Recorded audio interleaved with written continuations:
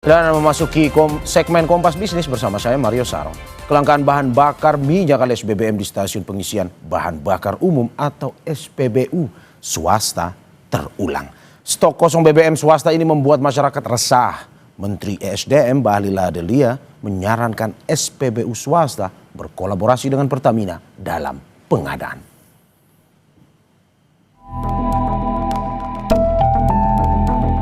Kelangkaan BBM jenis bensin terjadi di sejumlah SPBU swasta di Kota Depok, Jawa Barat. Pengendara sepeda motor kecewa karena pasokan bensin ini sudah kosong berhari-hari, bahkan terasa dalam sebulan terakhir. Hanya nozzle untuk BBM jenis diesel atau solar yang tampak masih melayani kendaraan bermesin diesel. Ya, karena kan kita juga sekarang lebih banyak swasta ya, dibanding yang dengan negara sebetulnya pengennya supaya lebih dipermudah aja. Karena mas kurangnya rasa percaya warga atas kasus yang kemarin ya mas ya.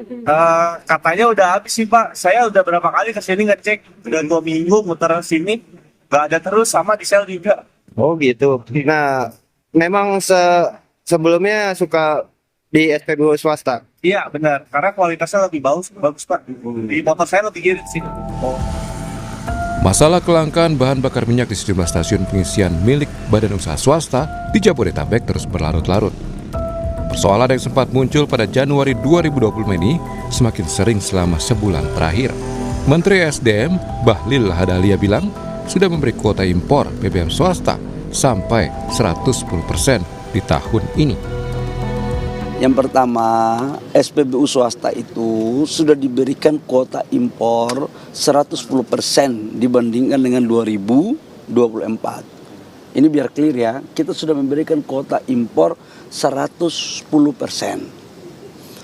Jadi sangatlah tidak tepat kalau dikatakan kuota impornya tidak kita berikan. Contoh, 2024 si perusahaan A mendapat 1 juta kiloliter. Contohnya, di 2025 kita memberikan kuota impor 1 juta kiloliter plus 10%. Berarti 1 juta 100 kiloliter. Nah, kalau masih ada kekurangan, kita minta untuk melakukan kolaborasi dengan Pertamina. Kenapa? Karena ini terkait dengan hajat hidup orang banyak. Cabang-cabang industri yang menyangkut hajat hidup orang banyak itu harus tetap dikontrol oleh negara. Supaya apa? Semuanya baik. Ya gitu ya. Kementerian SDM sementara ini meminta swasta bekerja sama dengan Pertamina untuk pengadaan BBM. Bisa diartikan, impor BBM akan satu pintu lewat Pertamina. Tim Liputan Kompas TV. SPBU swasta lagi-lagi bergejolak karena stok BBM-nya langka, bahkan sering kosong. Menteri SDM Bahlil Lahadalia bilang swasta perlu berkolaborasi dengan Pertamina. Apakah ini berarti monopoli? Benarkah kini swasta hanya jadi agen Pertamina? Bagaimana regulasi bisnis BBM swasta ini? Kompas Bisnis tanya ekonom energi Universitas Padjadjaran Yayat Satyakti. Selamat pagi Mas Yayan. Selamat. Terima kasih sudah bergabung di Dialog Kompas Bisnis pada pagi hari ini. Saya ke pertanyaan pertama terkait terutama soal ini seperti sesuatu yang redundant, terulang lagi. Ya. Januari kosong, Agustus, September, jenis BBM bensin di SPBU swasta juga kosong. Ya. Benarkah karena kondisi seperti ini, masyarakat yang paling dirugikan sebenarnya? Saya jawab ya. Ya, Itu yang pasti bahwa masyarakat itu akan dirugikan. Dan kalau misalkan kita lihat seperti yang selalu digaungkan oleh Pak Presiden Prabowo bahwa energy security. Kalau kita berbicara mengenai energy security, definisi dari energy security apa sih? Yang paling mudah itu bahwa energy security itu mampu untuk memberikan harga energi yang affordable dan kemudian yang accessible. Artinya bahwa harga itu memang yang murah dan kemudian mudah untuk dijangkau oleh masyarakat. Nah, kalau misalkan ada disrupsi terhadap katakan di beberapa wilayah, artinya ketahanan energi kita untuk wilayah-wilayah yang bersangkutan itu sudah mengalami disrupsi dan penurunan sedikit dari ketahanan energinya. Jadi yang dirugikan memang ketika misalkan suplai stoknya itu terbatas, pasti masyarakat. Oke, berarti saat ini masyarakat ya, walaupun sebenarnya pada akhirnya misalnya kita lihat ada swasta juga, pun juga negeri, pemerintah pun mengatakan bahwa oke, masyarakat pada akhirnya harus ya kembali ke Pertamina untuk penggunaan itu. Tapi kalau misalkan kita lebih spesifik, lebih teknisnya soal izinnya, ini bagaimana sebenarnya izin impor dari pengolah BBM swasta ini sebenarnya? Kapan mereka mengajukan izin? Kapan mereka mendapatkan izin? Teknisnya seperti apa sebenarnya? Oke, mungkin kalau masalah perizinan dan lain-lain ya, saya kira itu di ranah Kementerian Perdagangan ya. Saya kira itu sudah dijelaskan. Nah, kalau misalkan kita lihat dari sisi apakah monopoli dan lain-lain, energi itu adalah public goods. Itu sudah di state dalam undang-undang dasar ya, konstitusi kita itu pasal 33, dan itu kalau public good artinya apa? Artinya bahwa negara yang harus menyediakan khususnya kebutuhan publik, khususnya energi termasuk itu BBM. Nah, jadi apakah monopoli? Berdasarkan undang-undang ya, bahwa energi di Indonesia itu dimonopoli oleh negara. Oke, ini menarik juga karena kita mau masuk soal monopoli, karena Menteri Bahlil, Menteri SDM bilang bahwa swasta bisa ambil BBM Pertamina. Bisakah ini seperti yang Anda bilang tadi, Anda singgung soal monopoli, bisakah kita artikan ini sebagai monopoli, dan apakah swasta akhirnya jadi agen dari Pertamina dan masyarakat akhirnya kalau kita lihat ya seperti yang di mana-mana mengatakan bahwa kita sudah tidak punya pilihan lagi. Oke, nah kemudian saya jelaskan lagi ya tadi. Ya. Karena apa? Karena kalau misalkan bahwa energi itu sebagai public goods, artinya bahwa pemerintah itu yang mengendalikan terhadap ketersediaan energi itu dari mulai hulu hingga hilir. Ya. Jadi mulai dari katakan kita kekurangan pasokan, kemudian juga ada masalah affordability, ada masalah accessibility, itu negara yang memiliki tanggung jawab. Nah, kalau misalkan kita lihat mengapa kok bahwa energi itu dikuasai oleh negara. Nah, di sini kalau misalkan kita lihat bahwa negara itu mengakui ya ketika misalkan pada tahun 45 dulu bahwa sumber daya alam ini itu scarce ya. Artinya langka dan kemudian akan dipengaruhi oleh ketidakpastian geopolitik. Nah, kalau misalkan kita lihat dengan kondisi pada saat ini ketika misalkan semakin uncertain, maka kebijakan energi itu bisa langsung mempengaruhi terhadap kesejahteraan masyarakat. Karena apa? Karena kalau misalkan sekarang kita tidak memiliki energi alternatif, kemudian juga energi fosilnya sudah habis, apa yang akan kita kembangkan? Kalau misalkan kita serahkan, kita liberalisasi, maka sumber daya akan cepat habis dan kemudian masyarakat itu akan jadi korban. Nah, akan tetapi jika kita lihat bahwa yang menjadi masalah sekarang itu yaitu pemberian ataupun delivering dari public goods itu ataupun energi sebagai public goods itu agar menjadi lebih efisien. Ya. Nah, sementara ini kalau misalkan kita lihat bahwa Indonesia itu memiliki wilayah dari Sabang sampai Merauke itu setara dengan London ke Iran jaraknya kan, atau misalkan dari New York ke Los Angeles. Nah, di sini pemerintah menyadari bahwa kita tidak mungkin itu untuk menyediakan akses energi dengan baik yang setara. Jadi di sini ada yang disebut sebagai inefficiency of public goods delivery. Nah, kalau misalkan kita menyebutnya itu dalam ilmu ekonomi namanya deadweight loss. Jadi kalau misalkan sekarang deadweight loss-nya itu semakin mengecil, itu semakin baik. Artinya apa? Artinya ketersediaan dari public goods, misalkan SPBU ada di mana-mana, harganya semakin murah ya dan lain-lain. Nah, itu berarti bahwa pemerintah mampu untuk menyediakan energi dengan baik. Nah, jika pemerintah itu tidak mampu untuk menyediakan public goods tersebut, bagaimana caranya? Yaitu memberikan efisiensi melalui apa? Melalui kontribusi swasta. Nah, kita lihat bahwa di dalam Undang-Undang Nomor 22 tahun 2001 tentang migas, nah di sana disebutkan bahwa khususnya untuk pengelolaan migas itu ada dua, yaitu hulu dan hilir. Nah, kemudian yang di hilir ini itu ada lagi syaratnya, term and conditionnya itu di pasal ke-7. Yang pertama apa? Karena pasar itu monopoli dan kita ketahui bahwa di dalam ilmu ekonomi itu bahwa imperfect competition itu yang pertama apa? Harus ada regulasi. Artinya apa? Kalau misalkan saya ingin memberikan kontribusi untuk memberikan pelayanan kepada masyarakat, itu harus ada izin. Izin itu menyangkut apa? Keselamatan, kemudian juga aksesibilitas, quality dari produk dan lain-lain. Dan yang kedua, bahwa dalam pasal 7 ayat B tersebut di sini disebutkan bahwa persaingan usaha yang wajar, sehat dan transparan. Artinya bahwa dalam regulasi tersebut kontribusi dari swasta ini selain untuk membantu Pertamina untuk meningkatkan efisiensi dari sisi pelayanan, juga secara wajar untuk memberikan pelayanan kepada masyarakat. Jadi kalau kita lihat di sini bahwa undang-undang itu sudah menegaskan tidak ada, menjamin tidak adanya monopoli terhadap pelaku, khususnya untuk memberikan. Nah, dalam kasus ini Anda mau bilang bahwa tidak ada monopoli sama sekali? Itu pasti monopoli, karena pemerintah itu dari sektor energi itu monopoli. Dan itu sesuai dengan regulasi? Yes, itu sesuai dengan regulasi. Oke, lalu bagaimana dengan pertanyaan bahwa ada masyarakat yang merasa tidak dilayani jika pada berarti kalau misalkan kita lihat berdasarkan tadi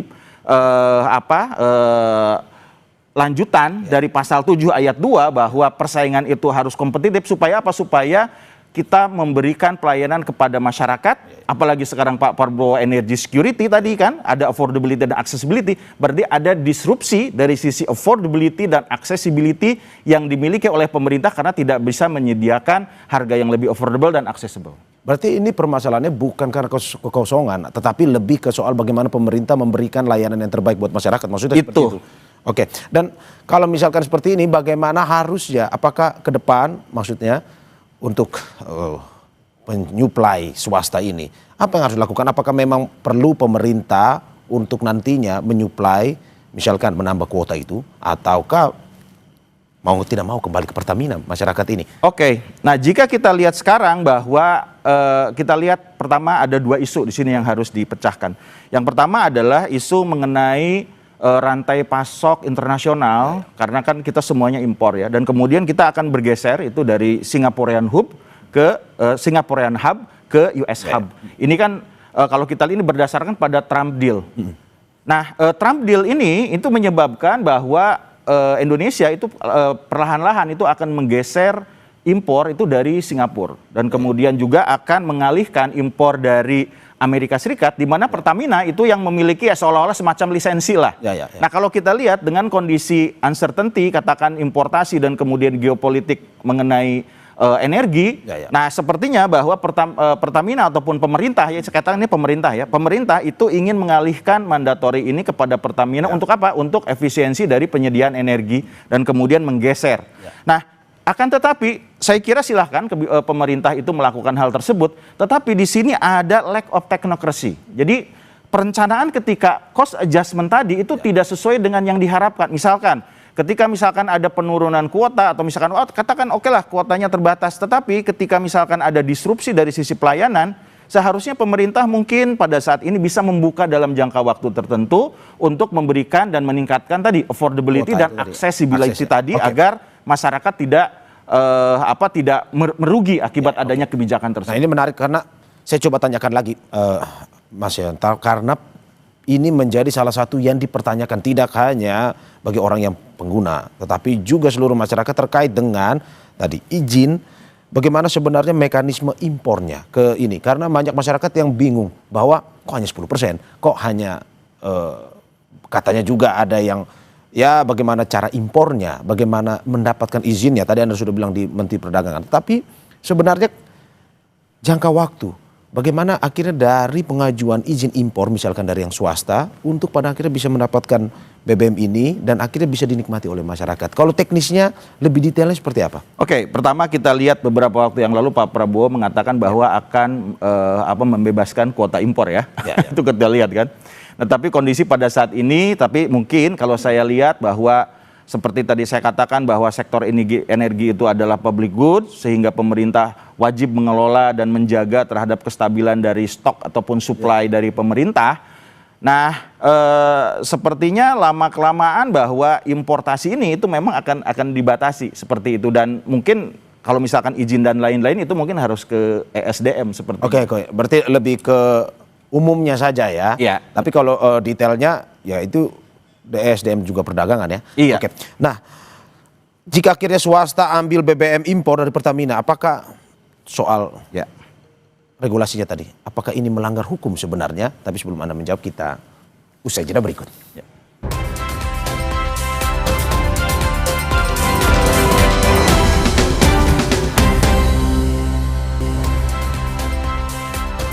Terima terima kasih masih di Kompas Bisnis bersama saya Mario Sarong dan ekonom energi Universitas Pajajaran Yayan Satyakti. Mas Yayan, saya kembali lagi dengan pertanyaan terkait dengan BBM ini. Apakah misalkan nanti swasta ini mengambil BBM impor dari Pertamina, menurut Anda apakah ini melanggar hukum atau tidak sebenarnya regulasinya? Oke, kalau misalkan kita lihat berdasarkan undang-undang migas tadi ini pemerintah mungkin ya. Jadi pemerintah itu kalau misalkan sekarang Pak Bahlil sudah menegaskan bahwa Pertamina itu yang akan menjadi pemasok ya. Saya kira kuncinya itu di standarisasi. Jadi standarisasi ini karena kita lihat bahwa investasi SPBU swasta itu kan dalam jangka panjang, kemudian juga bagaimana kriteria dari standarisasi pelayanannya itu seperti apa. Nah, mungkin Pertamina itu harus menyediakan, dan saya kira itu pasti bisa, karena apa? Karena Pertamina kan infrastrukturnya sudah bagus ya, dan itu kan tinggal komitmen saja. Jadi ada komitmen antara SPBU swasta dengan Pertamina untuk menyediakan sejauh mana bahwa standarisasi yang diinginkan oleh SPBU swasta itu bisa disediakan oleh Pertamina. Nah, andaikan itu tidak bisa, nah kembali lagi seperti yang tadi saya katakan bahwa karena ada cost adjustment selama transisi ini, ya kemungkinan pemerintah harusnya membuka keran kuota impor kembali, dan kemudian kalau tidak yang mengkompensasi apa yang harus dilakukan. Anda mau bilang bahwa kalau ngambil dari Pertamina itu tidak melanggar aturan sama sekali ya? Saya kira enggak. Oke, tetapi apa yang harus dilakukan Pertamina adalah menyediakan kualitas yang sama persis dengan yang dimiliki oleh penyuplai swasta itu ya. Betul. Tapi kalau misalkan kita berbicara tidak sesuai kualitas gimana? Ya seperti tadi cost adjustment tadi ya, khususnya Pertamina harus melakukan ya misalkan adopsi teknologi ataupun pengembangan infrastruktur selama misalkan katakan oke lah dalam jangka waktu tertentu ya dia akan memenuhi terhadap kebutuhan standarisasi tadi, ya kemudian yang swasta bisa dikompensasi dengan membuka kuota selama dalam jangka waktu tertentu sampai pada batas standarisasi itu bisa dicapai. Oke, kalau misalkan tetap ambil dari kualitas yang dimiliki oleh Pertamina tanpa menyediakan tambahan kuota impor, yang rugi tetap masyarakat dong Mas. Betul. Kita mau bilang seperti itu. Betul. Oke, Mas, kalau misalkan kita berbicara soal playing field bisnis fairness tadi seperti yang kita diskusikan, apakah jadi adil meski jika nantinya diatur oleh regulasi kalau menurut Anda? Kalau kita lihat ya di sektor energi itu memang regulated ya. Karena apa? Karena dia pasar persaingan tidak sempurna. Pasar persaingan tidak sempurna itu dipengaruhi oleh dua hal. Itu yang pertama adalah regulasi. Jadi pasti regulasi itu akan ada. Kemudian yang kedua adalah teknologi. Nah, teknologi itu artinya apa? Artinya bahwa ada teknologi yang bisa menjaga agar bisa terdeliver kualitasnya dengan baik, kemudian juga terdeliver agar aman, misalkan tidak terjadi kebakaran, dan kemudian bisa didistribusikan dan lain-lain.